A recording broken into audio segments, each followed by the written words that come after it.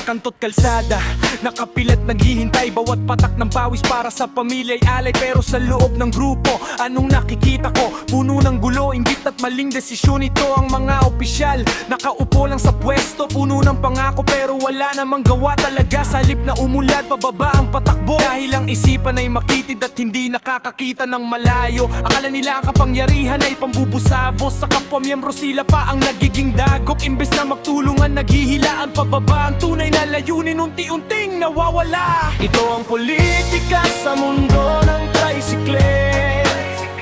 Puno ng inggit at maling pananaw na gulo.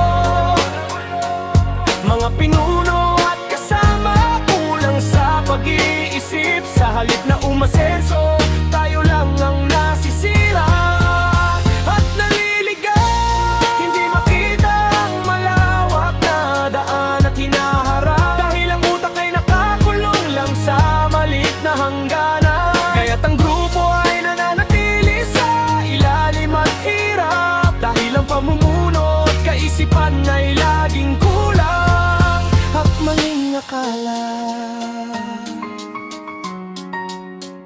Kapag may usapin, agad na nagkakagulo. Imbes na mag-usap, nagiging mag-aaway at bulaan ang dulo. Ang tingin sa kapwa ay kaagaw sa kita at biyaya. Hindi naiintindihan na sama-sama tayong aahon. Sana ang mga alituntunin ginagamit pangapay. Sa halip na proteksyon, nagiging dahilan ng bigate. Mga desisyong ginawa walang malalim na pag-aaral. Kaya ang resulta ay palaging pagkabigo at pagsisisi. Marami ang nasasaktan, marami ang napapagod sa sistema na tila sadyang hindi matututo at di magbabago. Dahil sa halip na mag-isip ng paraan para sa ikabubuti, ang inaalala lang ay pansariling pakinabang at sariling interes lang lagi.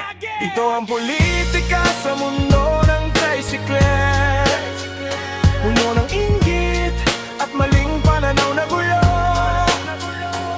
Mga pinuno at kasama kulang sa pag-iisip. Sa halip na umasenso, tayo lang ang nasisira at naliligaw. Hindi makita ang malawak na daan at hinaharap. Dahil ang utak ay nakakulong lang sa maliit na hangganan. Kaya't ang grupo ay nananatili sa ilalim at hirap. Dahil ang pamumuno at kaisipan ay laging kulang. Maling-maling akala. Ngunit sana'y magising, buksan ang mata at isip.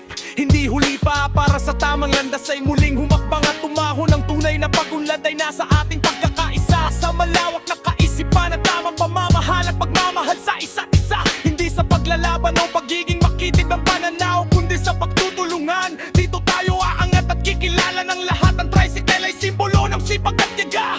Huwag hayaang masira ng maling politika at kulang na kaisipang walang halaga. Ito ang politika sa mundo